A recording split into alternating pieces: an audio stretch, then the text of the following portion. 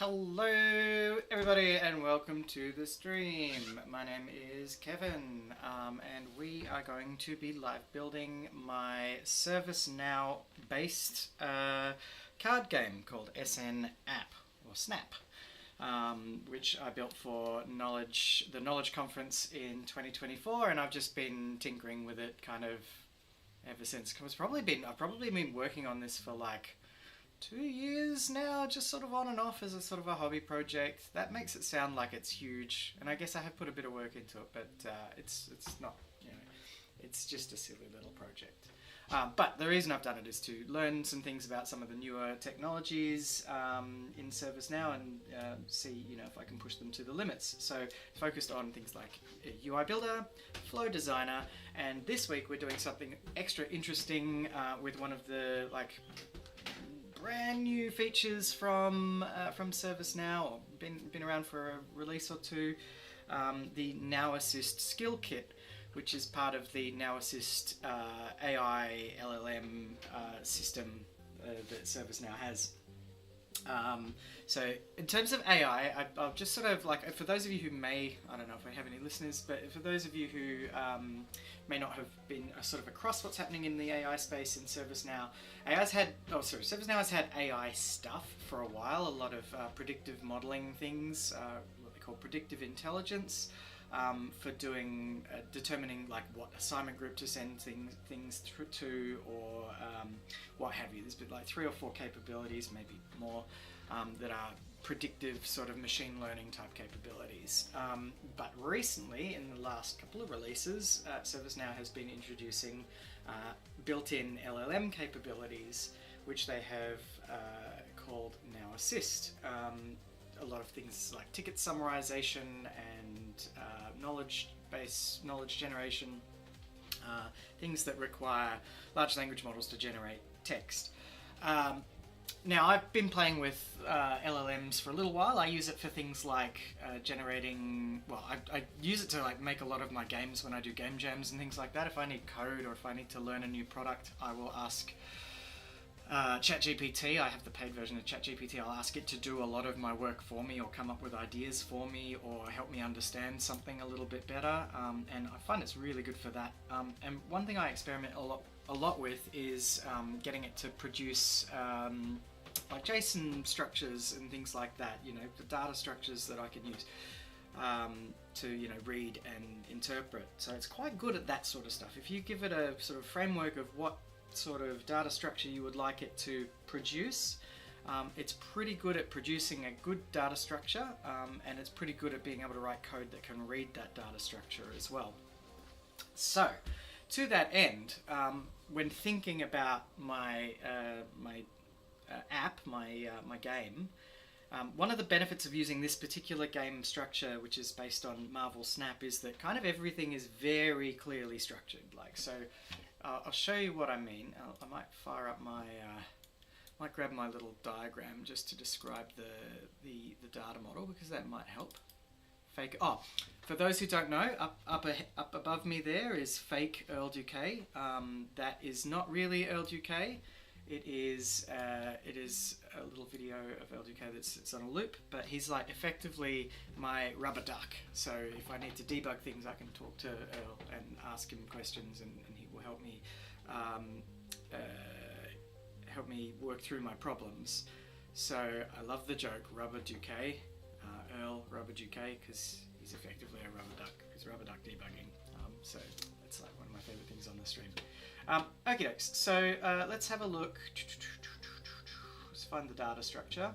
This is my presentation from Knowledge. So I guess this is probably the really important thing, right? So we have in the app. I can't remember what's in my notes. I don't think I say anything offensive. In the app, everything is in a database, right? So one of the main reasons I did this and built this game is because I could structure everything as database records in ServiceNow, which means that I can manipulate that data using Flow Designer fairly easily. So I can use Flow Designer no-code stuff to manipulate things. rather than storing it like all in memory inside a UIB page or a portal page or anything and having to write all the logic into the page, I just send all of that data to the database and I let the database do all of the work. Like in a traditional game, you kind of store things in memory, like most video game developers don't really think about databases, which I think all in databases because I'm a ServiceNow guy and everything is database manipulation. So I've created the database structure here. So we have like roughly an instance, which is the controller for everything, the game controller. It tells us who the players are, what turn we're on, how much energy, you know, well, I guess not how much energy, but like who's winning, all that sort of stuff. We have a game instance up the top here, which is the main controller. We then have session records for either of our sessions, which tell us whether the player has finished their turn or not, what sort of energy they have in the turn. I've recently, in order to solve a UIB problem and avoid writing code in UIB, I've also added like the location score for each of the 3 locations to each of the players. So now each player session is aware of its own location score. So the location itself has player 1 and player 2 scores. Now the session has like location 1, 2, 3 scores for itself. We have a little UI flow designer action that puts that in there, that copies the score across. And that allows me to use UIB to say, okay, player 1's score is this for this location, and it's all aware, it's session aware. So when you look at the UIB screen as player 1, it's dynamic enough to go, okay, as player 1, I have this status, this energy, I have this location 1 score, this location 2 score, this location 3 score, and then I have these slots available to me, and I have my hand, my cards in my hand there. And then if I'm looking as player 2, likewise does everything from that perspective. It's able to dynamically build it from that perspective. It is raining outside at the moment. I don't know if you can see. There's my window there. Just as an aside, about 5 kilometers that way there was a bushfire last night, so it's starting to rain tonight. So we're all, I think, pretty happy. I think it's going to help the firefighters at the moment. So everyone, most people are mostly safe, but it's not far away. We saw the flames as we drove home last night. Anyway, just an aside. Got distracted. Okay, so I guess effectively what I'm trying to say here is this is the data structure that we have for the game instance, and it tells you everything you need to know about the game in play right now. It tells you how much energy you have to play with, like how much energy you can spend on the cards that you have in your hand. It tells you what cards are in your hand, so the player knows what cards they have. The player knows what cost the card has, what power the card has, and it also has a reference back off to my definition record. So I'll just jump up here into my definitions. Where are they? My definition records, which contain like the original power, the original cost, because our power and cost can change when the game plays. And we also have like the action type and the subflow that occurs, so the ability of the card. So like for example, in our little Bill McDermott example here, let's just expand him. The card itself has like draw a card from your opponent's deck. That's the action, that's the ability that triggers. And that's stored as text on the card. So that's sort of a key element of why we've started using Now Assist here, because we know what the card ability is in human readable form as well as a subflow. We have the subflows there as well. Now I don't think I would expect Now Assist to be able to necessarily read the context of a subflow and figure out what the subflow is going to do. Maybe the RAG stuff can do that, but I don't know. I wouldn't expect Now Assist to be at that level of maturity yet. I'm sure it's coming though. Like I'm sure summarization of flows is coming. That would be cool. I don't know anything, but that would be cool. So I know the cards in my hand. I know what their abilities are in human readable text. I know the cost. I know the energy. I also know the location record itself. I know the ability of the location. And I know what's been played into each of these locations, so I can see the references to what's been played. So I can pretty much structure that as a data object that I can feed to an LLM. And remember, LLMs are not bad at reading data objects. Like, they're pretty good at inferring what's going on in a data object and determining what it should do with that data object. So keep that in mind. We can read data objects. If we put it in a JSON package or JSON object, feed it into the LLM can go, I think I know what I'm supposed to do. And then it can also output JSON as well. So if I feed all of this into a JSON package to an LLM and say, okay, here's what's happening right now, here's the game space. I give it context of the rules of the game, what you can and can't do, and what would be a reasonable thing to do.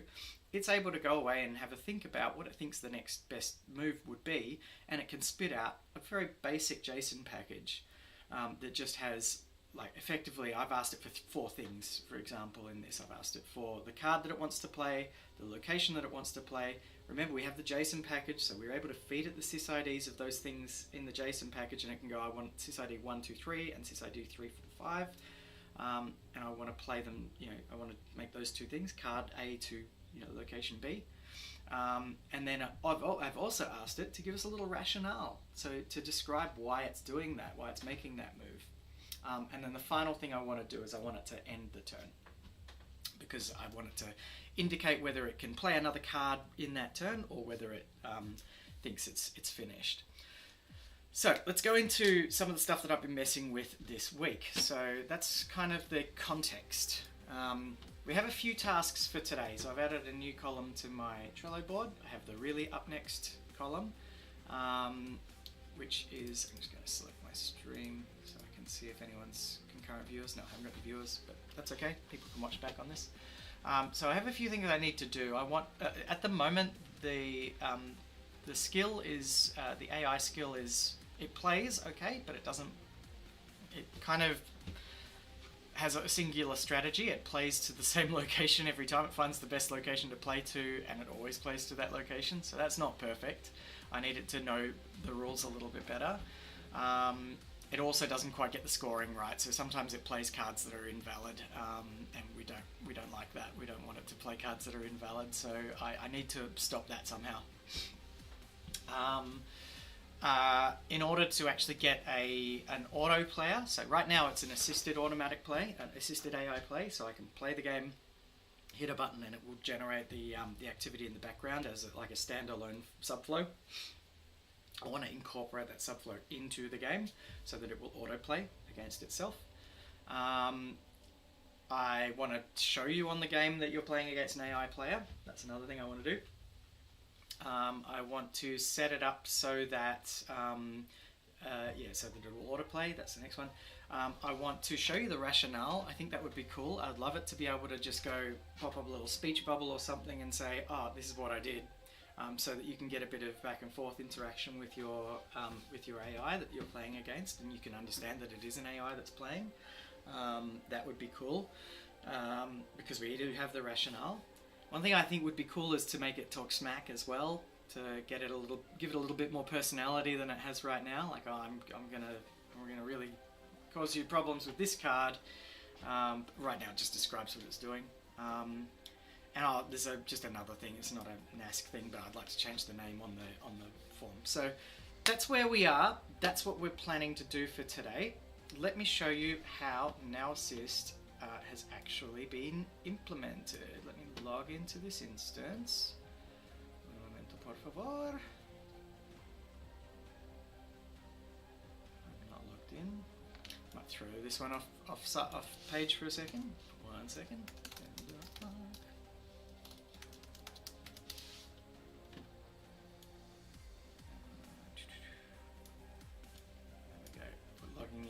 Now,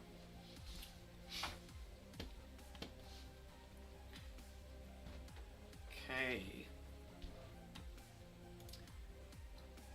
So my good friend Robert Duquet has loaned me an instance that has NASC. One thing that I did do this week was I went through the training on Now Learning for Now Assist Skill Kit, NASC. And it was pretty good. I could recommend it. Like, it gives you a pretty good summary. It shows you how the skill kits work in and out. Pretty cool training, and they give you an instance where you can actually do the simulations, and you can get Now Assist Skill Kit working, and it's got access to all the fun AI tools. So one thing that's a bit of a challenge with Now Assist right now is you can't get it in a PDI. You can get it in vendor instances, like partner instances, but the partner instances also have restrictions around how many transactions you can do. So right now, if you want to play with transactions and experiment and learn about Now Assist, probably the best place to do it, although you don't get to sort of like, keep your work and you have to wake up the instances. They're a little bit more limited than PDIs in that respect. But the best place to kind of learn about it and go nuts is the Now Learning simulator instances. I think the course I did was called Now Assist Skill Kit Fundamentals. I think it was Essentials. I think it was Fundamentals, and that gave you a lab instance. One thing I had to do was I had to restart it a couple of times because Now Assist Skill Kit wasn't coming up properly, so that's a caveat there, and I've sent some feedback to the Now Assist team, to the Now Learning team, but once I'd done that a few times, Skill Kit was working and everything was active, and I could just hit a button and it would go off and do its stuff. Okay, so let's have a look at our Skill Kit. So we have our Now Assist Skill Kit menu here. We have Home.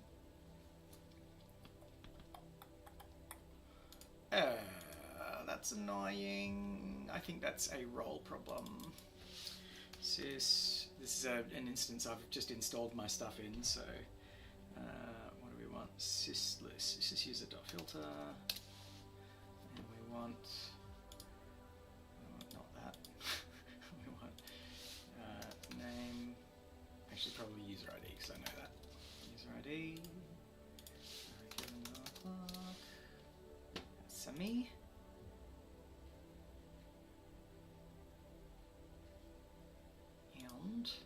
I think I want to give myself some Now Assist roles. I think I'll just give myself all the Now Assist roles. I think it's Now Assist Admin that I need, but I'm just going to give it kind of everything.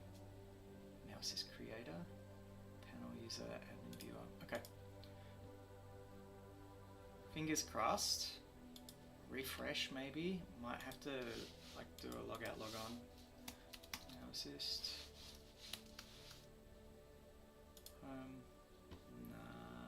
Okay. Let me just try something. This sometimes works. This sometimes works to refresh your ACLs and roles and things, maybe, and impersonation. It's effectively the same as a login event. Gives you your session fresh and everything. So if this doesn't work, now this is Skill Kit. Not Data Kit, Skill Kit. Okay, so that hasn't worked, but what I might do, just while we're here, I might see if I can get my Now Learning instance up and running as well, because I do want to show you the kind of the important part of this is the Skill Kit. So I built it in a learning instance initially just to sort of like play with it. But I can show you the Skill Kit there just so you get an idea of the prompt. I'm not going to be able to fix the prompt. I might have to do it outside. Just one moment. I'm going to log into Now Learning. Why can't I get to Skill Kit? That's annoying. But yeah, I do have an instance where it works. So, or I hopefully still have access to an instance where it works. So, give me a tick. I need to get into my Now Learning instance.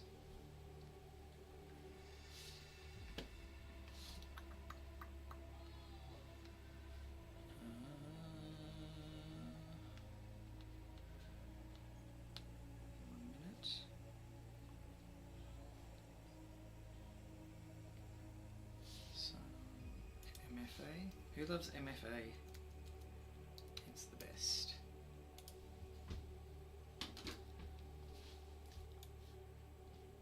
Okay, here's my Now Learning, and I want to go to Completed and Mask. There you go, Now Assist Skill Kit Fundamentals. I'm going to review it. I'm just going to wake my instance up, and we will give it some time. I'll just keep an eye on that guy. So that's my instance loading up. So alright, so what can I do while I'm waiting for that to happen? I can show you some of the gameplay and I can show you Now Assist triggering.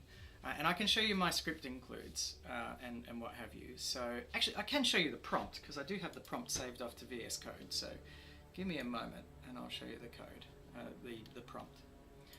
Okay, so like kind of the first thing that I wanted to do was I wanted to like build that data structure that I described to you. So here's effectively my JSON structure with all of the elements that I think that the LLM needs to know about the gameplay state. So we have the current energy of the current player.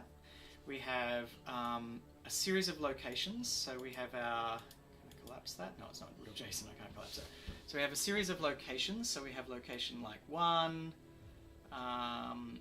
with all of the slots associated with that location for player 1 and player 2. So we have effectively our location ID, our location number, the name of the location, so you know what location card has been played. So it might be CMS, or it might be Employee Center, or it might be demo location, which is my favorite, or it might be the spaceship, which is cool. I saw a video, someone posted a video of the spaceship the other day. It was very cool.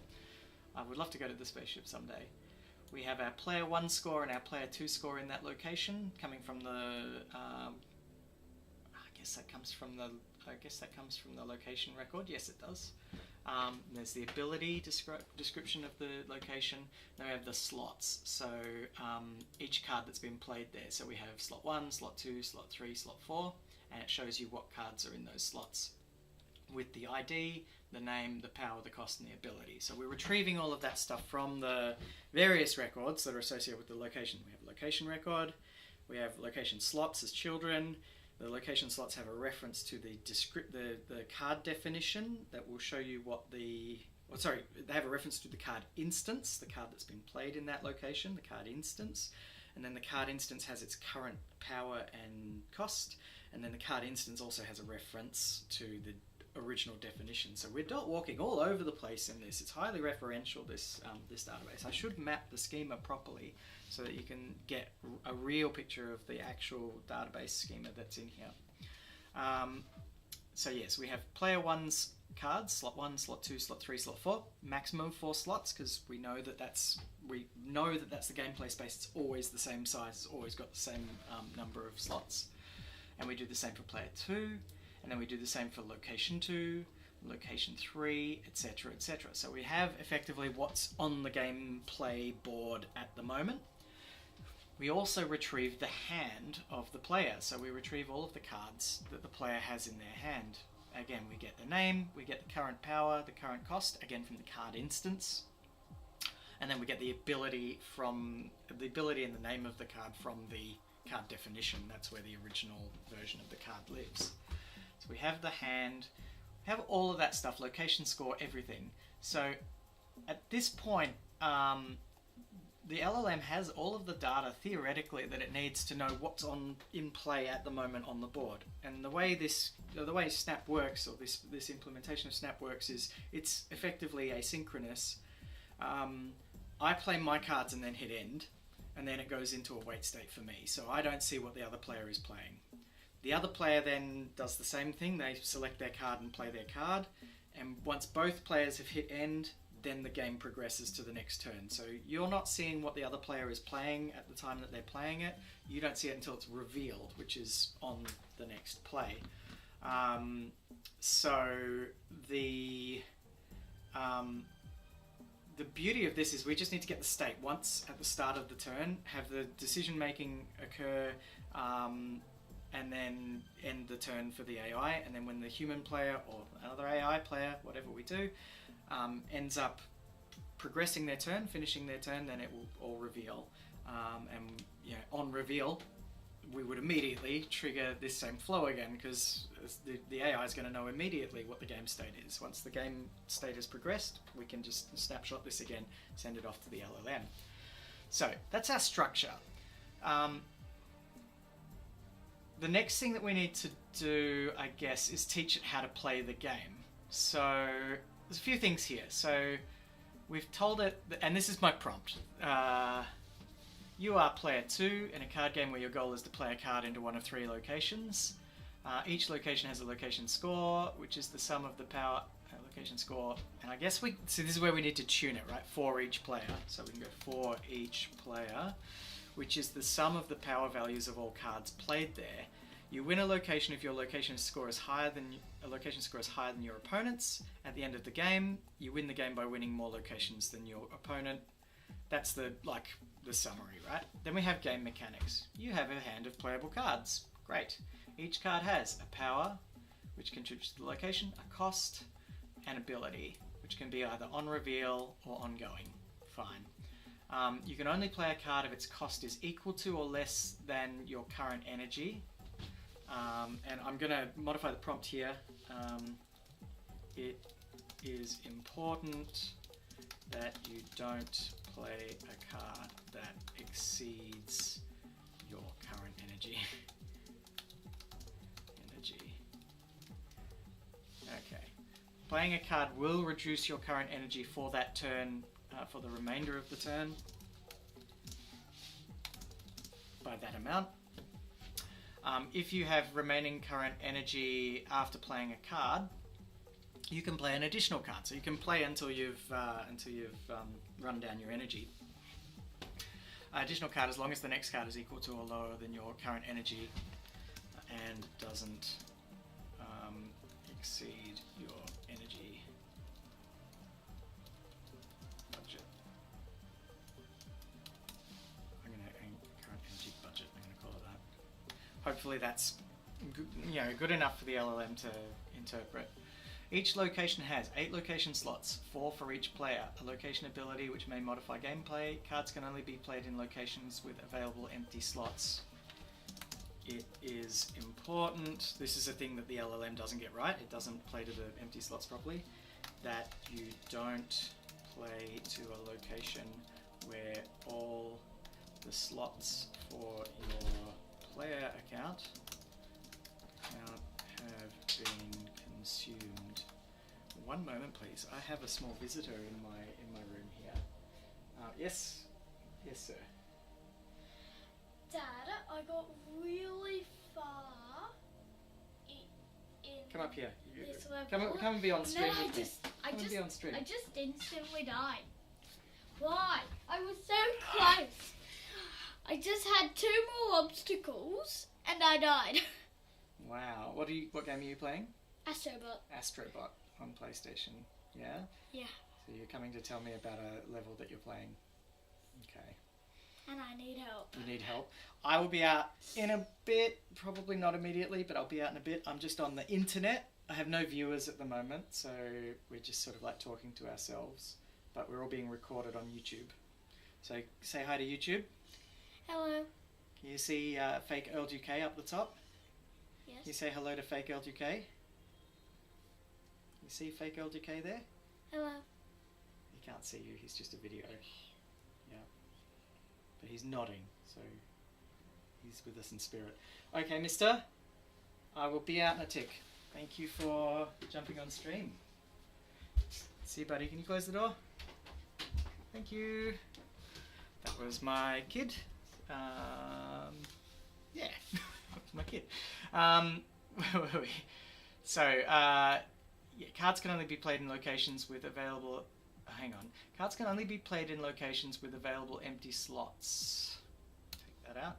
It is important that you don't play to a location where all the slots for your player have been consumed. Because it's doing that at the moment. That's one of the bugs that I need to work through. I'll just check on my Now Learning account. Is it awake yet? It is awake, so I can show you this in our skill kit soon, shortly, but let's keep going through the text. So, we have a decision process. You must determine the optimal card to play and the optimal location to play it in. Your output, so the output of your decision, should be a JSON object with the selected card and location along with a rationale. And then here I've defined in a very structured way what I want exactly the output to do. I want it to be a JSON payload. I want to have 4 values: card selected, location selected, rationale, and end turn. And I've described effectively what those things should be. Now, remember, we have the input, which is JSON, we have the output, which is JSON, and we have the prompt, which is telling it how to populate that JSON. So important to note. Your rationale should be brief, and it's intended to explain to the opponent why you played it. When identifying things like location or the card, use a human readable name or location number in your explanation. So it was originally giving sysids, and I wanted someone to be able to read it. Try to add a bit of personality to your rationale to indicate whether you think you're winning, losing, or neutral. It doesn't really do that yet. I'd love it to smack talk, but it doesn't smack talk yet, so maybe that will need some tuning. It's not important. It's important that it just plays, but it would be cool to have some flavor in how it plays against you. If you won't be able to play a card, return nothing in the card selected, location selected, and rationale fields with end turn set to true. So we effectively tell it for each turn, play until you can play no more. Like, just consume all your energy and then stop playing. Or if you cannot play at all, like if you've got no valid options because you don't have enough cost, you don't have enough current energy for the cost of your cards, then it can just finish it, like not play anything. So theoretically, that's kind of good enough for it to play each round. And as long as we trigger it, it will play an end, play an end.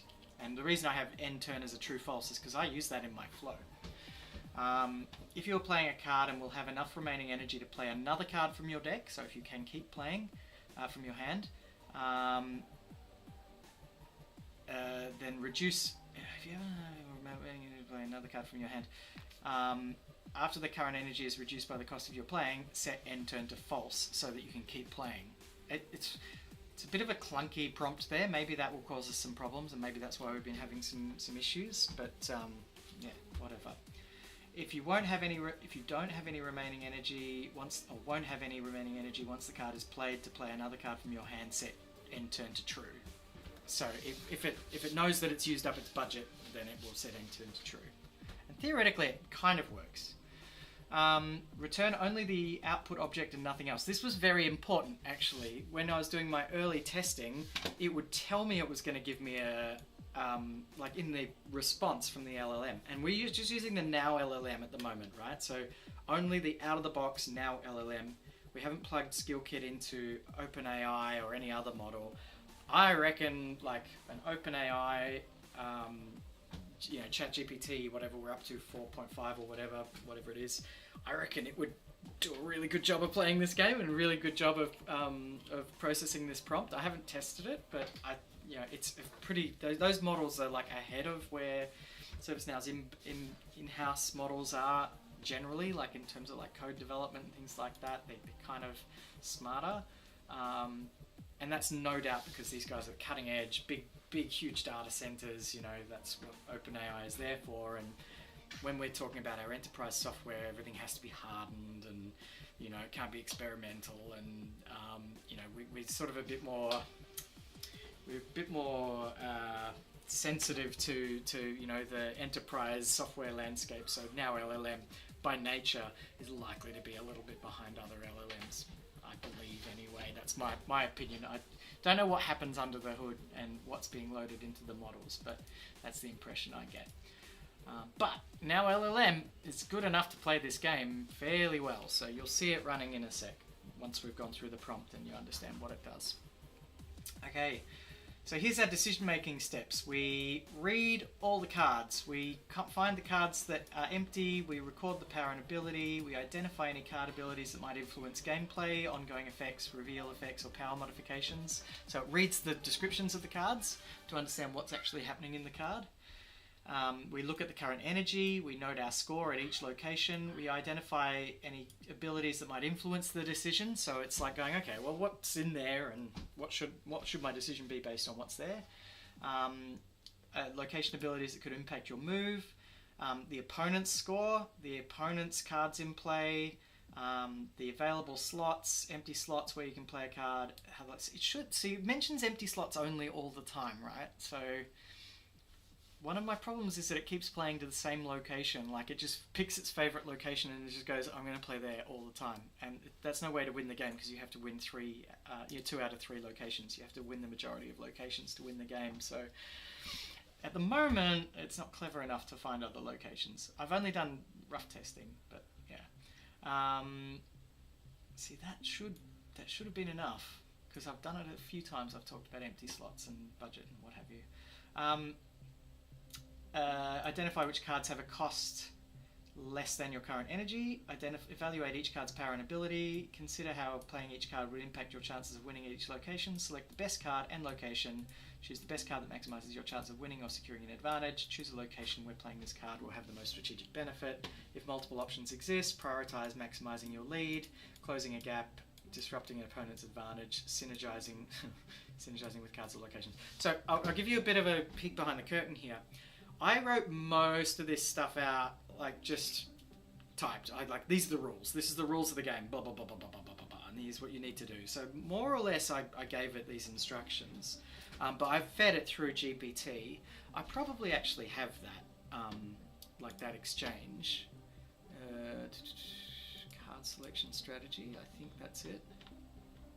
So I spent a bit of time with GPT just describing the rules and getting it to... like something like this. So I won't go into all the details of it, but I had like a little conversation with it. I'm giving instructions to an LLM agent to select a card, rewrite these to make it a bit clearer. I want the structures. I'm going to use a structured JSON. I want the response in a JSON. Here's, you have playable cards, you have power, you have cost, yada yada yada, slots, blah blah blah blah blah blah blah blah blah. So I sort of described what I wanted to GPT, and then GPT effectively gave me the prompt, like a better version of the prompt, a bit more structure and a bit more, but it understood what I was asking. And this is more or less, I went back and forth on it a few times. It gave me the JSON straight up, like that's pretty good. Gave me the decision-making steps. I asked it to resolve some things, and then I asked it for the example payload, and this is more or less what we've got, right? So it came up with this payload. Here's one cool thing that happened. At no point in this chat, and it might be because of my chat history with ChatGPT, at one point in this chat, at this point in this chat, I asked it to generate an example payload, and these abilities that it came up with are very, very similar to Marvel Snap abilities. I don't know if that's because it knows that I'm interested in Marvel Snap as a example game, but like these abilities are like almost exactly straight out of Marvel Snap. So I don't know if it knew enough from my description of the game to suggest things that are effectively Marvel Snap abilities. Or if it knew that I was looking at Marvel Snap and it's just gone, okay, well, Marvel Snap is it. Or if this is just sort of like a general, like, it makes sense in context of a card game. Maybe other card games are very similar in structure. But I thought that was cool. I'm like, it's gone ongoing and on reveal, and it's, they're pretty close. Draw a card, gain power next turn, yada yada. Swap locations with a random enemy card. Pretty cool, right? Like, that it sort of come up with that. Anyway, so yada yada yada yada yada yada. At one point, I think I wanted it to. I spent a bit of time. I got it to write a script, and I spent a bit of time fiddling with the script. Yeah, generate card game. I'll show you this in a sec. But I fed it the schema. Like I took an extract of the ServiceNow. There we go, the Sys dictionary, right? So I went through the game and pulled out the dictionary, like with all the references, because I'm lazy and I didn't want to have to draw out a diagram or describe the relationships between the game instance, the location slots, the player sessions, the card definitions. So what I did was I just took a CSV dump of the Sys dictionary, and I said, okay, I need to get a ServiceNow script that can generate a payload. I'm going to give you a list of table names and fields that need to be retrieved. I'm going to give you a bunch of Sys dictionary entries. They all start from the game instance record. Like, it's a very shitty prompt, to be honest. And I said, build me a script. Build me a script include that can read that, basically. That can build that payload that we've already spoken about further up and turn it into something. So goes through, it has to think about it, finds the dictionary entries, element, reference, all that cool stuff. Pretty great. figures out what the tables are. This is likely that, this is likely that. Definitions, does a schema mapping, plans for the script, and then generates a script. Generate game payload. And this is what it came up with. Script include. That's an alright script include. And it's doing glide record calls, and it's, you know, determining all of the variables and then structuring them into the JSON. Like, that's not bad. You know, card data, pushes them all into the payload, and then returns the payload. Now, I did have to have a few rounds of debugging with this, and I wasn't paying much attention. I was watching a TV show. I was feeding it into the script include, running it, pulling the data, the error messages out, feeding them back into the GPT, and it would just progress on and on and on. To try and debug it. If I'd spent a bit more time, if I was more focused, I could have gone like specifically this error is because you don't understand the dot walking structure and you need to resolve that dot walking structure. But we got it after about an hour of me watching TV with my laptop with me just fixing prompts and feeding error messages in. I like that loop with GPT of like writing a script, telling it to give me error handling, like, you know, just write error handling just so that you know what's going on at every stage. And then I'll just feed you the output so that you know what's going on. I think they call it vibe programming. I think that's what people call it when you just use an LLM to just build something and just vibe out where it needs to go. Anyway, so that's kind of it. So we have our prompt, we have a decision making. We've given it an example of the payload. We've given it the payload it needs to return. Everything's cool, right? The LLM should be good enough to know what to do. And like kind of that's what we did. So I now have my Now Learning instance open. So I'll show you Now Assist. So Now Assist skill kit.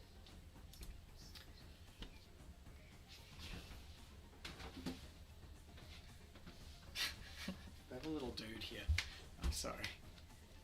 He's being a dude. He likes an audience, my son.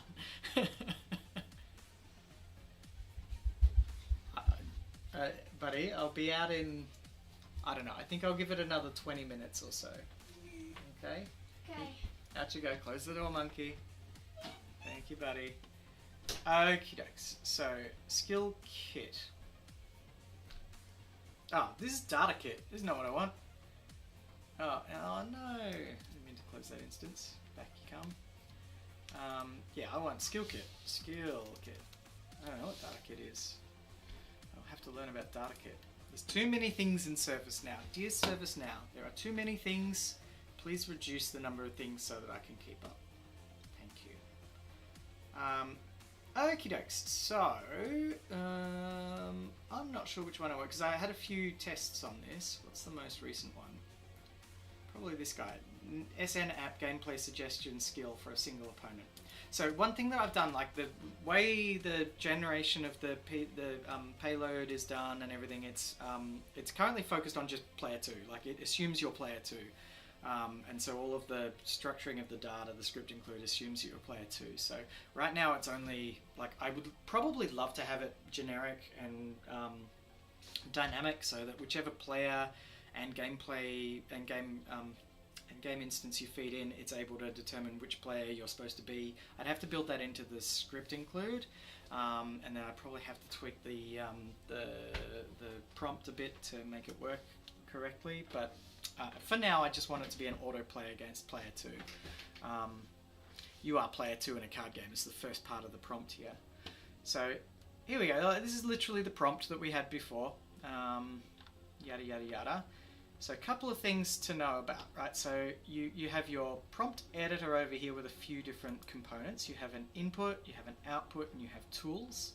And you have your prompt here, which is the thing that we've put in place here. With your input,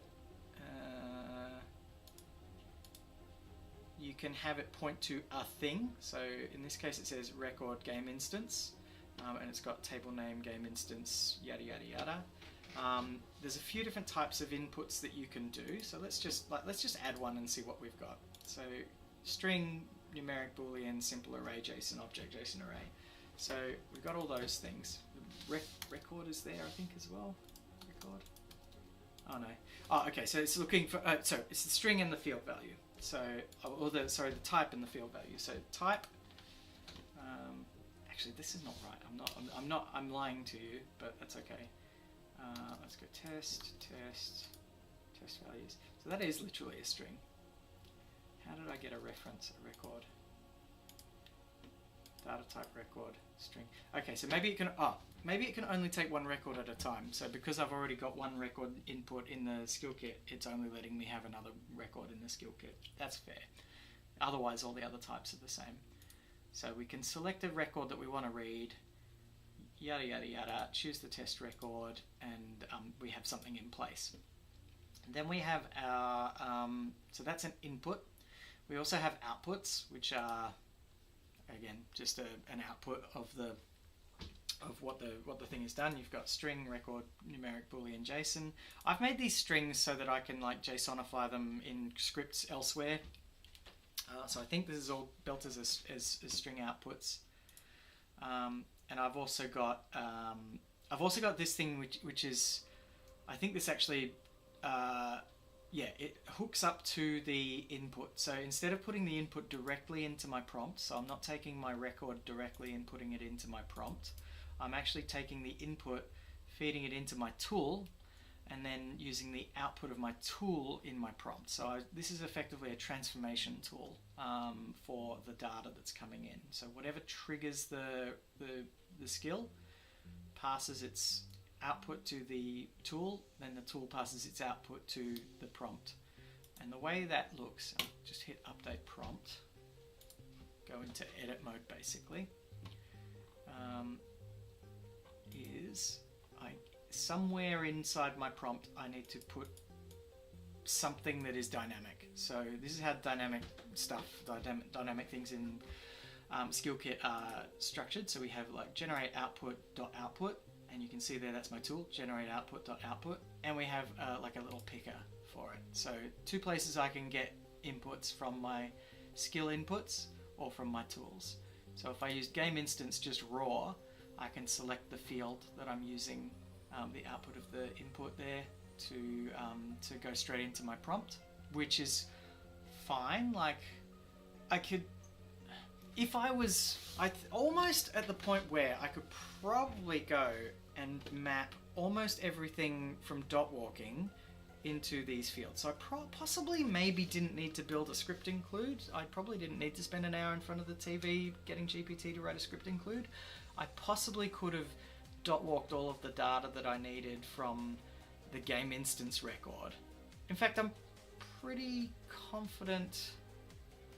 The only place where I don't think I would have been able to find that is for child records, because the card instances themselves are children of the player session. The locations and the location slots are children of the location. So there's probably to find the lowest level object, it's probably actually the card instance that is the lowest level object that gets me access all the way up the hierarchy to everything, rather than being related lists. And I don't know, let's just actually test this. Let's see, do we have related list objects? Yeah, we don't have access to the related lists. So based purely on the input record only allowing us to have a single record, and based on the fact that we have a hierarchy structure underneath that record that is not, you can't get to it from the parent record, you have to get to it from the child. Child relationships dictate who their parents are in the hierarchy, but parents can't really see the hierarchy if you're just looking at the record. I don't think we could effectively dot walk to find our child records. So the script is valid because we need to find the related structures underneath. So that's an interesting idea. You could theoretically, if all of your stuff was in one record or in a hierarchy that was dot walkable, you could just do everything from insert inputs from a single record input, which is cool. But we didn't do that here. Instead, we took the output of my generate output script include, which is the script include that we looked at before. So we've got all of the prompt, we've seen the prompt, and then the very last thing is the input for your decision is on as follows. And again, we reiterate, please only return the JSON string and no other information, because the test, when I test them, it gives me other stuff sometimes. And literally, we have this little run test button. Off it goes. We feed it a game instance record, Fred v Fred. Run the test. Sends the prompt request off. And it comes back with our JSON payload, exactly as we structured it in the prompt. Card selected with an ID, location selected with an ID, a rationale. Why are you playing what card where? So I'm playing JellyScript to the Employee Center because it has the ability to copy to another location. I actually don't think that card works, but that's fine. This will allow me to potentially play 2 cards this turn and gain an advantage. The 4 power from JellyScript will help also increase my score in this location. Great. So that's our actual response. We also have a thing called a grounded prompt, which is where it just sort of goes through kind of everything. Like that's the prompt that was given. The input was blah. So this is like kind of our logging. Like this shows us everything that the prompt has received. There's the input. Da da da da da. So again, like there's our structure, current energy, locations, yada yada yada. All the stuff it needs to make the right decisions or a decision. So that's effectively the full prompt that it was fed, not just that prompt, but the prompt plus inputs. And there's our response that we got. So that's pretty cool, right? Like it does what we kind of need it to do. Now, just before I jump out of my this other instance, actually before I break anything, before I fix any props, I will jump back into the game instance. I'll show you how it plays, and I'll show you the flow that runs behind it. God, we're at almost 10 o'clock now, so I might have to leave it for now, and maybe I won't do any enhancements. Maybe I'll talk through enhancements next time. But we have Flow Designer. Whoa, logged out again. And I think you'll probably have seen my username, but it doesn't matter.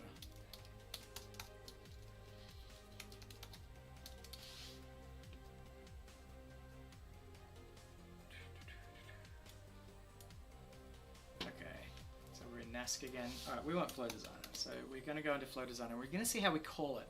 Oh, actually, before I do this, the last thing I'll show you as well. So we have evaluations. I'm not quite sure what they are. They're like tests or something. Whatever. I'm going to skip over there. The last thing I want to show you is skill settings.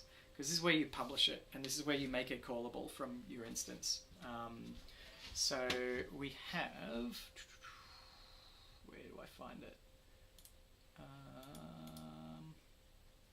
Deployment settings down the bottom.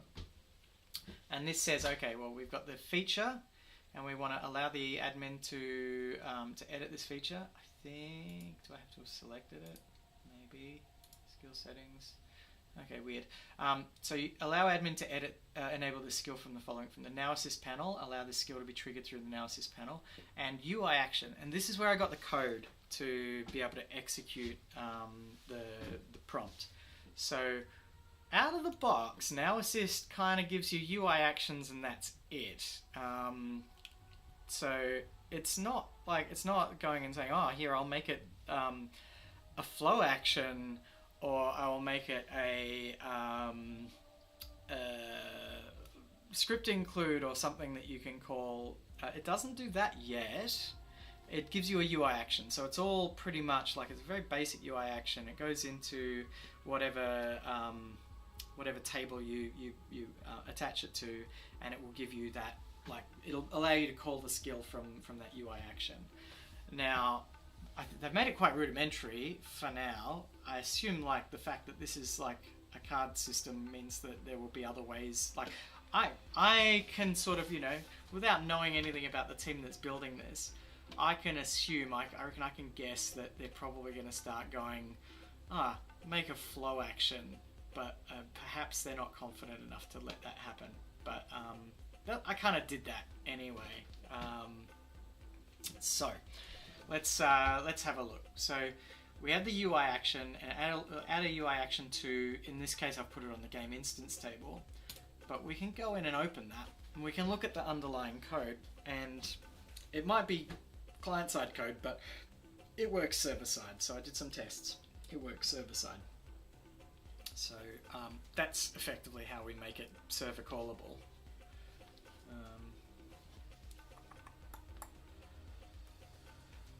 Wait for it to open.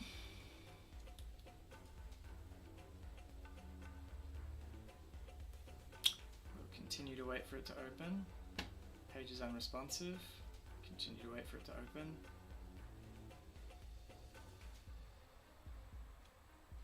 We might not wait much longer. Oh no, here we go. As soon as you say, oh, I'm going to give up, it's fine. Okie doke. So this is it's a UI action. It's got my suggestion skill. It's just been built for me, right? Basically, and it's input all the right bits into all the right things.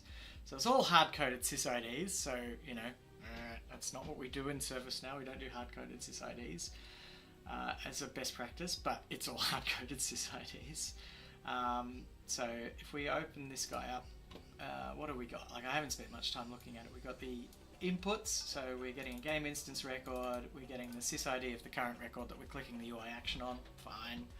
We have our capability ID, we have our skill config ID, so these are things, these are objects, I'm not entirely sure. They come up in the update set, so you can see all the analysis skill kits creating multiple records when it does this sort of stuff. But they effectively form part of the request, so this is the capability we're calling, this is the content of the capability we're calling, we're passing it the input, passing it the capability ID, and I don't know what skill config ID is, meta, don't know. Maybe it's a version or something like that. I feel like no, because I feel like the version didn't impact this, so I think it probably just grabs the latest version of the prompt or whatever. But it's got some stuff there that does, who knows what it does, mystery code. And then it calls, I love this prefix, SN1. I have no idea where that came from. But that's effectively SN1, I think, looks like it's the skill kit stuff, like the now assist. So at one point, it must have been called something else. I don't know what it must have been called. Like, I love how in ServiceNow you get the archaeological view of what a product was once called internally, and it all sort of survives in the namespace of the app. It's kind of cool. So, like, you know, when you see glide soft everywhere, you GS this, GS that, you're like, oh, it used to be called that, and now it's called something completely different. That's fun. It's fun to kind of guess what those things are. Anyway, we send our skill response, we send our capability, or we send out whatever. We send the request and we get a response. There we go. Response with capabilities, yada yada. We info message the response, the skill response. So based on like, I get that. I get what that is. Response and capabilities, or capability ID, or response. That's what you get. You get the response. And it's got a catch block and all that sort of stuff. So, I mean, effectively, you just kind of take that and chuck it in a script, server-side script, and off it goes. It will run for you. Let's see how we implemented that. So we'll jump back over to this instance. We'll look at the flow designer subflows. And here we have our AI subflow. Okay, fine. Show matching, that's what I wanted. I don't know what I just did there. Show matching. So we have our AI subflows. So this is the last subflow, and there's all the other stuff that happens. There's the 37 subflows that are in the card game app, because I don't want to write code. I just want to write subflows. And this is how we implemented it. So we have generate and process gameplay suggestion. Fine. Probably the key thing that we've done is custom action here, and I'm going to open the custom action, and this is to get the response. So it's taking a little while. So okay, so this is pretty dirty. I'm not proud of this action, but it's fine. So we have an input, which is our game instance ID, so that we can tell it what game instance we need to feed into the prompt input. So remember, we had a record as the prompt input. So we're going to do that. We're going to send it to the prompt input first. There we've got our game instance ID. Here's a dirty sys that I've used for testing, so I know that one works. There's my game instance ID. Try, and we go. There's our single player AI suggestion from game input. Oh, okay. So this is me calling the script include. So I actually call a script include to execute this. So single player AI suggestion, and then it spits out an output. I had a lot of messing around with this. Flow Designer kind of didn't like to call this successfully very often, so I've sort of busted off to a script include. I could probably spend more time on this, but I really couldn't be stuffed, so is that going to open? It does exist. Let's use code. So we're just using SNUtils to do a code search to find that script include. Oh, I have a viewer. Hello, viewer. Single player AI suggestion. Here we go.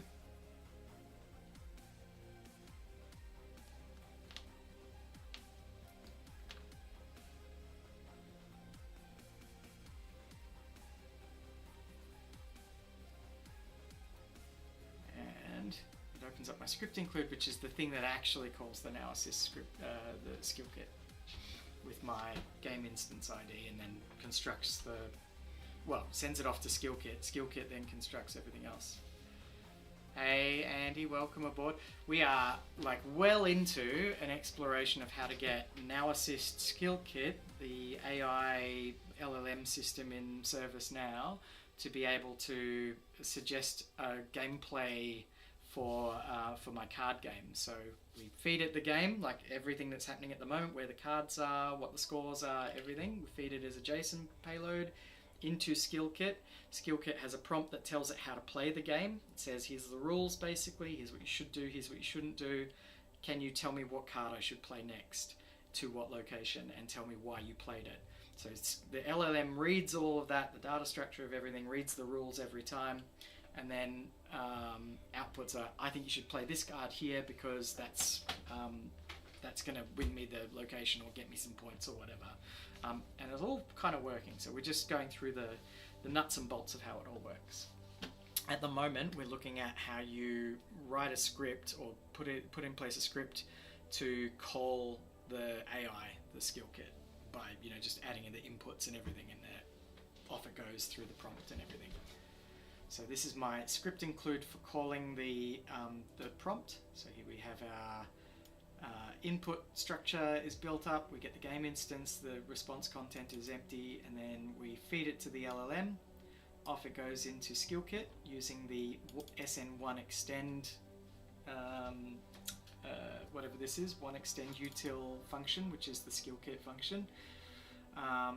It executes it and then returns a response. So it returns our payload. So what does that look like when we're looking at this? Let me grab let's go to Studio.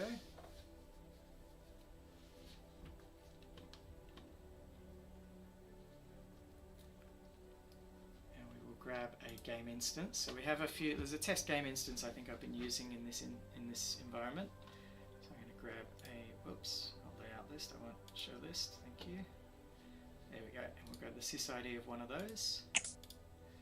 And we'll test this, right? So we just want to see what the AI response is. So we go test, we go game instance is that, we'll run it, and it will run just the action and return a response. So it's gone off to the game instance, it's grabbed all of the files, queried the files in the script include that we built with ChatGPT, fed them through the prompt, the test runs, the test executes, the prompt runs, executes and returns a response. So here we have our game instance ID.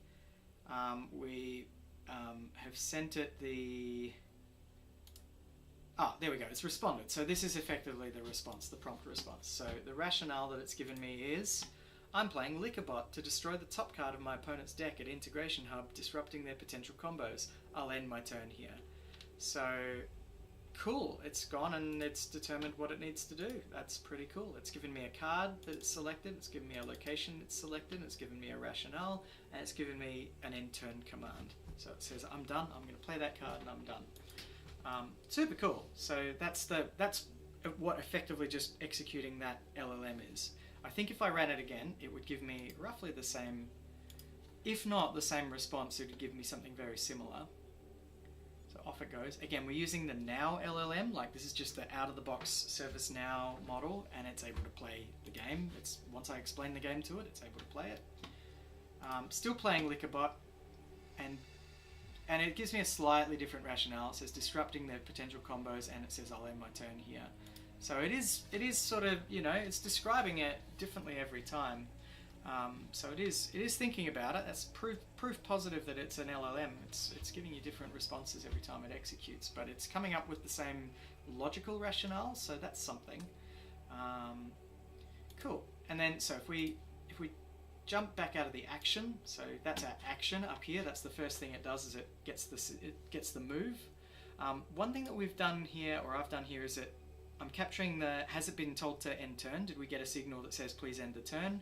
And I'm also sort of limiting the number of iterations, because I had a bug at one point where it just looped forever. But I think having fixed the prompt, it's better. But I basically don't let it play more than 3 cards in a row, or attempt to play more than 3 cards in a row, because I don't want infinite loops. So I have my little turnstile here, and I've instructed it to end the turn. Okay, so it does a do until, which is watching for either the end turn signal or for the 3 iterations to go through. So remember that for later on as we go through this do until loop. We get the suggestion, and then we check and see whether it's real. Because I don't trust LLMs to not just make up sysids sometimes, you know, who knows? So we do a little bit of, like, you know, stuff to stop it from doing stupid things. So we check to see that the card instance, first of all, that the card instance exists, that it's in the hand of the player that we're playing for, and that the player session is like the right player session, like it matches the game instance. So we want to make sure that this is really the card from the game that we're playing. It's in the right hand and it can be played. That's the first thing that we do. The second thing we do is we check to see that they're actually really instances, like they're real location instances. So we go, is this a location instance, and is it from this game? You know, has it got a real record? And if both of those things are true, we know that the card we're playing and the location we're playing to are correct, then we'll push it through. I guess I could probably do something to... Actually, this is probably not a bad idea. I could probably check to see whether there are slots in that location, and I could probably fail it at this point. Like, I could probably tell the flow to go, don't let it do that, because you cannot play further. And like, maybe if it tries to play to an extra to a broken location or a full location, we go, nah, sorry, you're going to end your turn because you don't know what you're doing. And that might be a valid thing to do. But if it's found and successfully, then we put a card event into the gameplay event system. So we have an event system where flows will come in and go, you've played something, I'm going to just update everything and run the execution of the game, and it will play the card effectively. So we do that. We create the game event record to play the card. If something goes wrong, we log it, because who knows what might go wrong, but that's what we can do there. And if the end turn, if it's suggesting to end the turn as an output of this guy, so my card to play, my location to play my rationale, and end turn is true or false. If it is true, if it's end turn, then we set that bit. We set that variable so that the loop will stop. So that should stop the loop. That should say I'm ending the turn. I've played 1 card. That's it, or 2 cards, or whatever. The other thing we do in here is we set the flow variables, number of iterations. We increment the number of iterations. So we go, all right, this is the first turnstile, second turnstile, third turnstile. Once the end turn is true, or we hit the 3rd iteration, like we've played 3 cards, that's it, 3 cards, you're out, then we end that loop. Once we end the loop, then we end the turn. So again, we create a game event that says this player has finished his turn. So he's gone through the loop a few times, got a suggestion, played a card, got a suggestion, played a card, got a suggestion, played the card, end the turn, and then we go, this is the end turn event. So we finish the loop and we spit it out. So it's not a super complex flow there, but it does what it does. It does what it says on the tin. So let's see what that actually looks like when we're playing. Okay, couple of things. Let's jump out, and again we're going to go into sort of debuggy interfaces. It's not going to look amazing, but we'll do it anyway. So we're going to go create, no, what do we want? We want debug mode, maybe, SN game, app game debug mode. So here we go. So we've got a few people here, so I'm going to play Earl's deck v, does Kevin have a deck? Kevin's deck, cool. So I've got decks, this is my dirty debug screen, pay no attention to the UI. It's not intended to be pretty, it's intended to be functional. We create the game.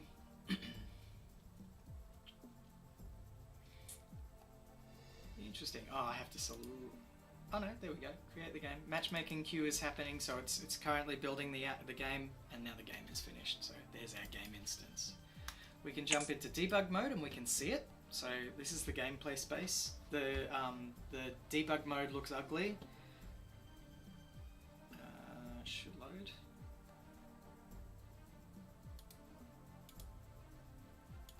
It is loading. It's just loading very slow. That's fine. So off it goes, grabs all of the locations, it's building all the repeaters and everything. I've done a lot of stuff on the UI builder elements of this game in the past, talking about how all this stuff gets constructed, but it's gone off and it's constructed it. And here we go, we have player 1, which is Earl, and we have player 2, which is Kevin. So player 2 is effectively going to be the AI player. First thing I'm going to do, I'm just going to select some stuff. So I'm going to play, I'm going to play Liquorbot to location 1. Thinks about it, moves the card. I'm not going to be able to play anything else because I've consumed all of my energy. You can see the Kevin character here has 1 energy. What we want to do now is we want to go back to Workflow Studio and we want to run an execution of this. So it's not auto-playing yet, so I haven't got this subflow built into the game logic, but it's there and it will execute. You saw all of the steps there, it will execute. So I'm going to... I'm going to go 15th because that's Earl versus Kevin. That's the one that we're running. I'm going to run it and we're going to see what happens. So where's my game? Let's close some things down just so I can get back. So okay, so here we are. This is the Workflow Studio tab and this is the Gameplay tab. So we're just going to run it and I'm just going to jump straight over and see what happens.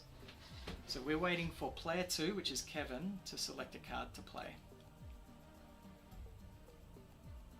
Give it a second because it's got a 10-second delay. There you go. Did you see that?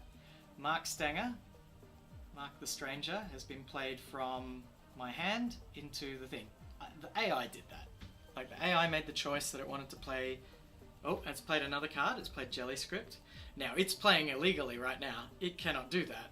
You can see that the current energy is -3. So it has played 2 cards that it cannot afford to play. So that's a problem.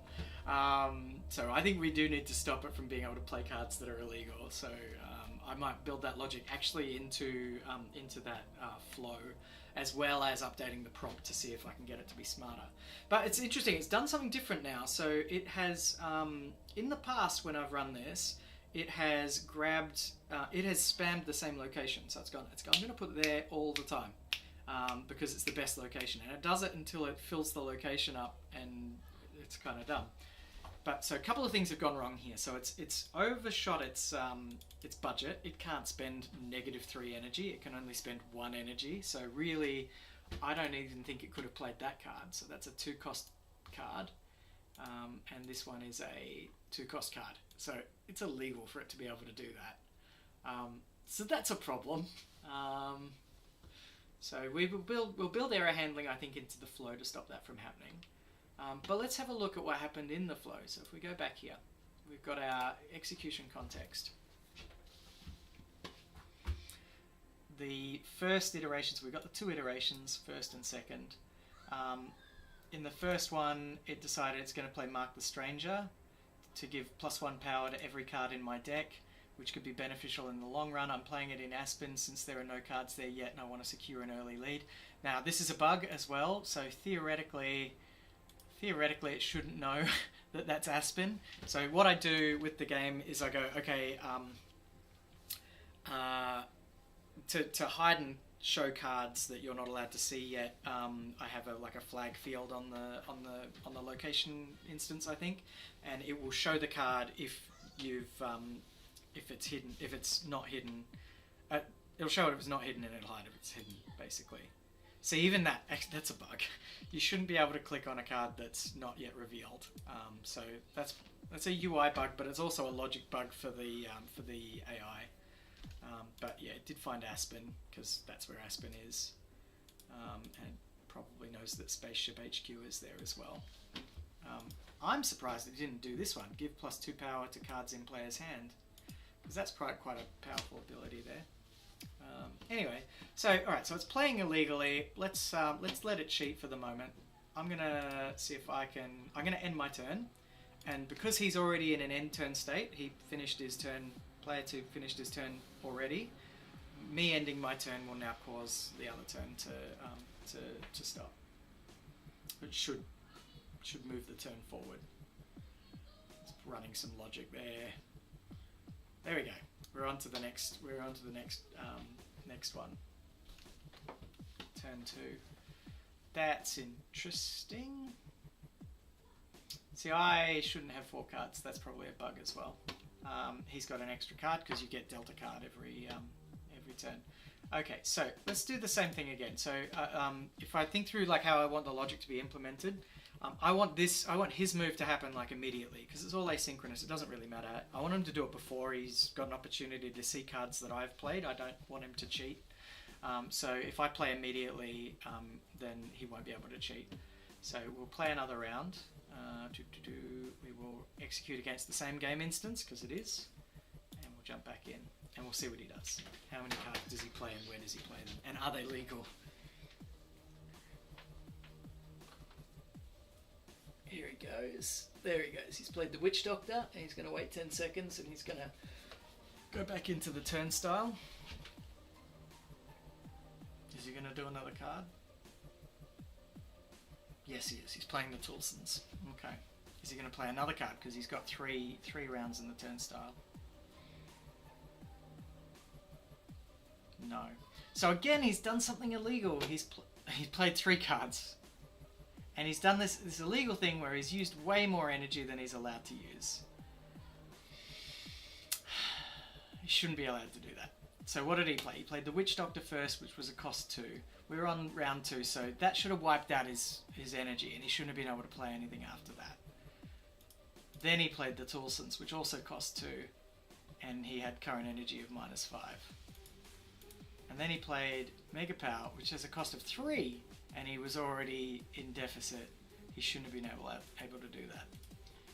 Okay, let's try something to stop that from happening. So I'm going to, because I can't get Now Assist Skill Kit in this instance for whatever reason, I'm going to do something dodgy. I'm going to do it from the Now Learning instance. So here's our Now Learning instance. We've got the skill kit. We haven't updated the prompt yet, but let's update the prompt. So we did some editing of the prompt earlier where we added some more things about like using your budget, don't exceed your budget, and all that sort of stuff. So let's take this prompt, I'll save that guy, and we will update the prompt, see if tweaking the prompt makes it any better. And I'll just make sure my input is right. I want to grab the output from generate output. Let's run a test, just make sure it works. It should work.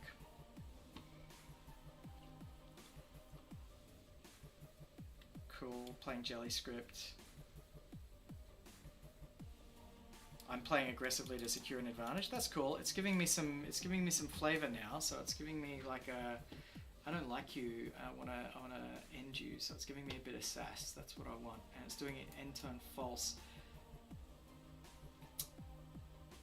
See, I don't like that. I reckon if I look at the test data, current energy 4. Okay, that's okay. So he's played I think he's played a Jelly Script is, where's Jelly Script? Jelly Script. Jelly Script is power 4 and he's got energy 4. So that's okay, but there's a problem. He hasn't accounted for that. Like, he hasn't accounted for his budget.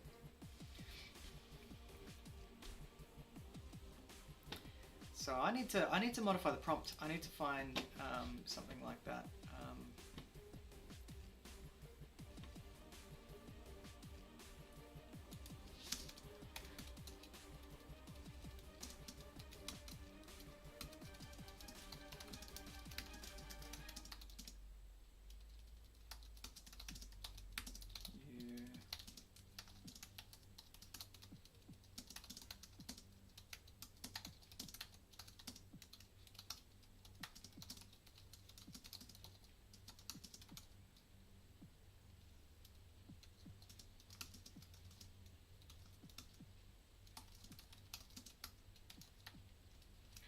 just gonna say that loudly. There. Save that. Like it's all just language, right? Like all we're doing is we're teaching it language. We're speaking to it in English. We're teaching it language. I have seen some interesting things just about like about AI in general. Like that, you know, there are dirty tricks that you can do to these LLMs to make them do the work that you want them to do and say the right things, you know, in response to what you do. And like you have to sort of like sometimes you have to trick them. You're like, you are this. Yeah, this is what prompt injection sort of stuff where they want to get like invalid behaviors out of something, or they want to like make it run or be more successful. Like the you know, things like we will pay you $1 million if you win this game or something like that makes an AI perform a lot better, like inexplicably. So there's probably some tweaks and things that can be done like that. For the moment, I'm keeping it fairly sane in the prompt, but yeah, maybe I need to get outlandish with the prompt. Maybe I need to be doing some prompt engineering stuff. Do you know what I'm going to do? I'm going to ask it to, in the rationale, I'm going to ask it to say how much energy it thinks it should have at the end, just so that I can keep track of, like, you know, whether it's doing the maths properly.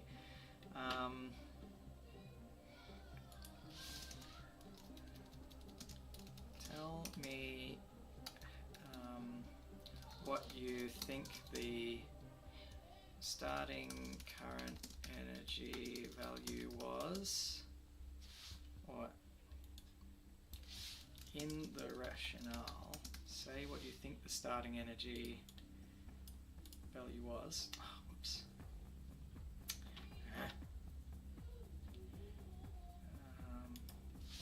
And the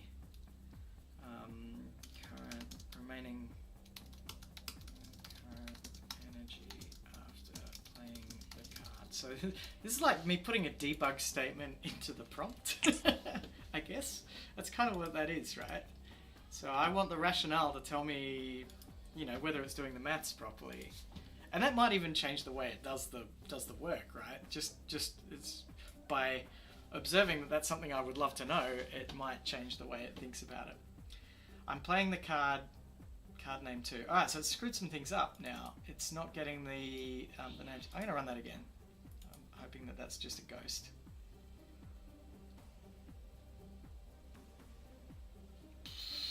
It's broken it.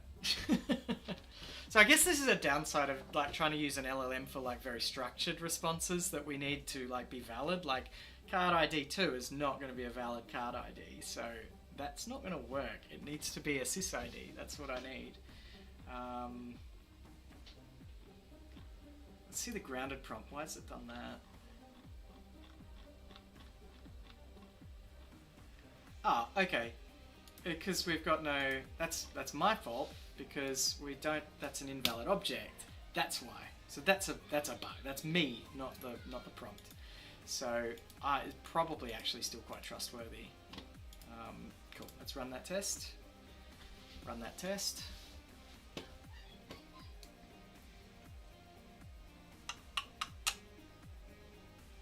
Here's the grounded prompt, and here's the response. Card selected, location selected. I'm playing Jelly Script.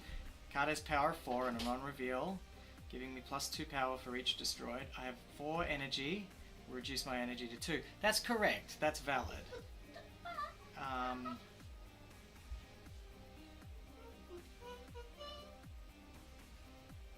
Alright, just one moment. I have a visitor. Yes. I did say in 20 minutes. Look, yes, I did say in 20 minutes. I'm going to finish the stream very shortly. I'll be out in a tick. Okay. That's my son popping in to keep me honest about how long I spend doing this, so good on him. Alright, so I'm kind of happy with that. That's probably going to debug what we need. I can't use Now Assist in the other instance that I'm using. The borrowed instance that I have from Earl.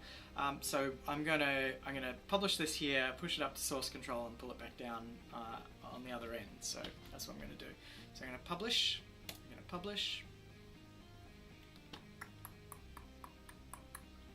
I need to finalize the new edition, the new version. Make it the default prompt for Now LLM. I guess. I think that's right. think that's what I want to do. Publish. Gameplay suggestion. Publish. Oh, I think it's making me publish both of these. I don't quite get why Now LLM is a prompt in itself. I guess it's because gameplay suggestion is using Now LLM. I don't think I can modify Now LLM. I don't quite understand exactly that, but that's fine. So I think we've published. Yeah, I think we've published because we finalized that before. Okie dokie. So the next thing we want to do is we want to find Studio. So we'll go to Old School Studio. If anyone from the team, like Andrew Barnes, Andrew, if you're watching, I'm using Old School Studio because of source control. That's all. That's the only reason. If the new Studio had source control, I'd be using the new Studio. I don't think there's anything there. I don't know about Now Assist. I don't think so. I'll leave it in because I did it before. Okay, so updating. Look at all those files that we're generating. There's like, what's that? 6 files. Configuration, prompt. That's, I think, one's the Now LLM and one's the suggestion skill. Config. There's a few files. I'd love to look at them and figure out what they do, but I won't do that today. Okay. Updating suggestion prompt to try to teach it maths. Or math if we're American. Math. Commit files.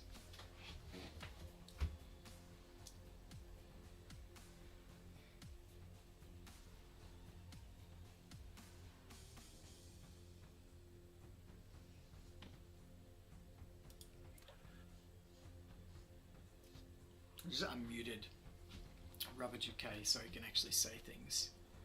I'll just pop his audio down a little bit. So he might interject from time to time. Bit of Earl UK ASMR.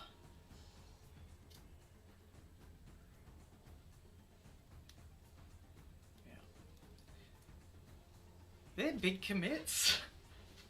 What's in those things? That's taking a while. What is in those files? Unbelievable. Okay, close. Alright, so we've got it out of our Now Assist, and then we want to go into Studio, and we want to, so Now Learning. So I'm just saying words, and they're not always correct. I know what I'm thinking. So we're going to Source Control, and we want, straight into Snap, I think. Yep, it's right into the right file. So we want to apply remote changes. I don't think I have anything.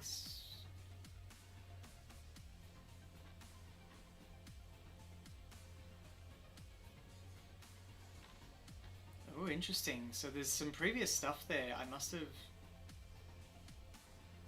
Interesting. Deck selector module. Nice. That's actually significant. Nice. It is really significant. Oh, you're absolutely right. Oh, these are my local changes. Oh, because I built a module.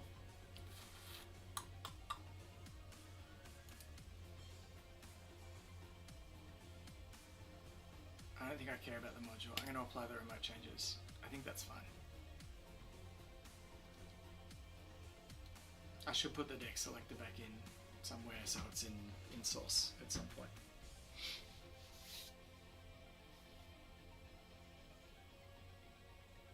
I hope I'm not just breaking it, because like I really wanted to show it working on another instance. Cool, successfully applied changes. Okie dokes. So, alright, so we've got our, let's do something. Let's go into, let's create another game, just so we've got a fresh game. So we'll kill that game, we'll create a new game. Doesn't really matter, they're just games. So we've got a new game, we've got a new game instance, we've got a new FD, we've got a new game instance to run through the flow designer, we've got a new prompt theoretically that should make it better. We will see. Nice. It's really significant. He's going to say that like every like 5 minutes or something, so I might mute that. I need to maybe make it a longer, I don't know, make it a longer loop. Okay, we go to subflows, and we go to SN app, we go to show matching, but that's the one we wanted anyway. We've got the game, we'll launch it in debug mode. close studio, close the admin dashboard, and we'll keep that open. Right, so there's the game. Put this guy over here, and we will run it against the game instance, and we will see.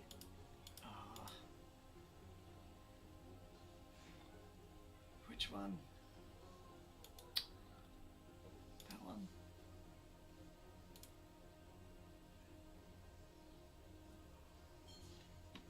What was it? A6315. Yes, it's the right one. Okay, cool. So it's played. He's played Maker McKee.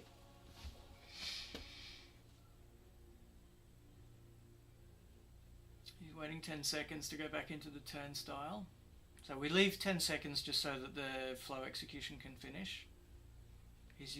Maker McKee has used 1 energy, so that's correct. You're allowed to use 1 energy, and I think it's stopped. I think it's stopped cheating. I think the prompt changes that we've made has fixed that. So let's have a look at the execution context, just make sure that it's doing what it said it was going to do. So AI suggestion, Maker McKee. I'll have 0 current energy left, so I'll end my turn. Cool. So we've got the new prompt because it's talking about energy. I think that's good. Although I did ask it to tell me. A little bit more, but let's just assume for now that that's working as designed. Let's go back in here. I'll see if I got any ones. Near. Cost 1, yeah, actually, there we go. We can play Brad the Beard. So let's play Brad the Beard. I'm going to play it to the same location, to location 3, and I'm going to end the turn.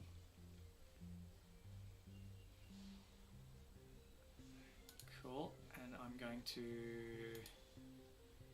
run another test. Let's see what it does.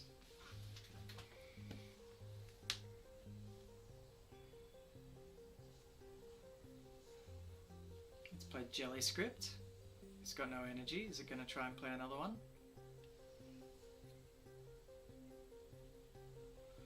Doesn't look like it. Looks like it's playing the game properly.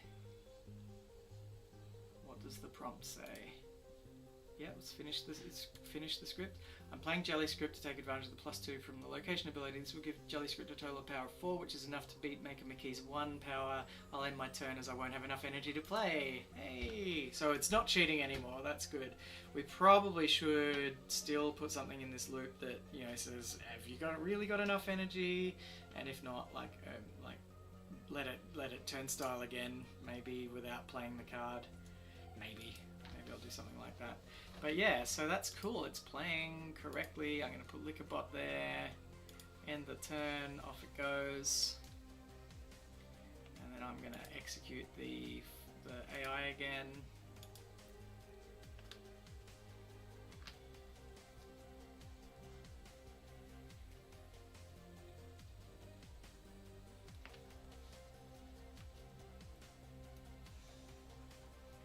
Back to the game. We've played Fladvocado, which was a cost 6.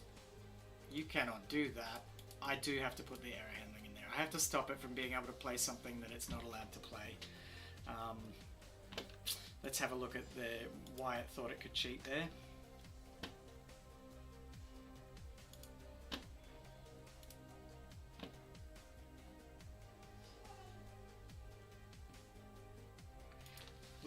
I'm gonna update the prompt because that's not right. We'll do that in Visual Studio.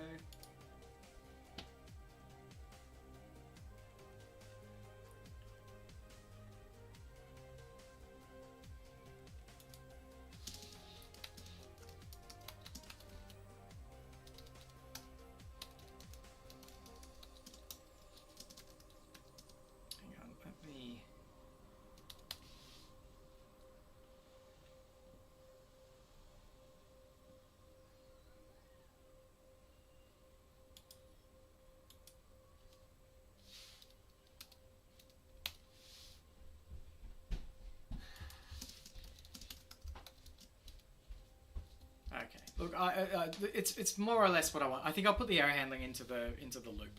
I'll disallow it from trying to play things that it can't play, and I'll also update the prompt so you cannot exceed the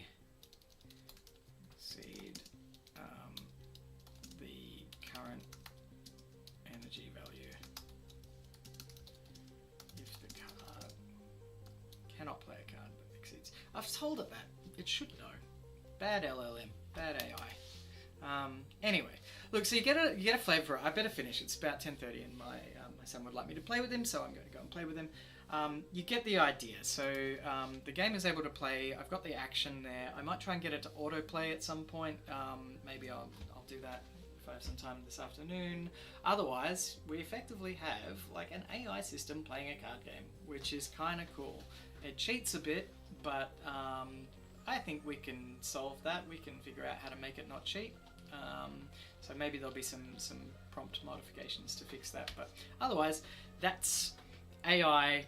Now assists AI, the inbuilt AI playing Marvel Snap. Or sorry, not Marvel Snap. I say Nap. ServiceNow Snap.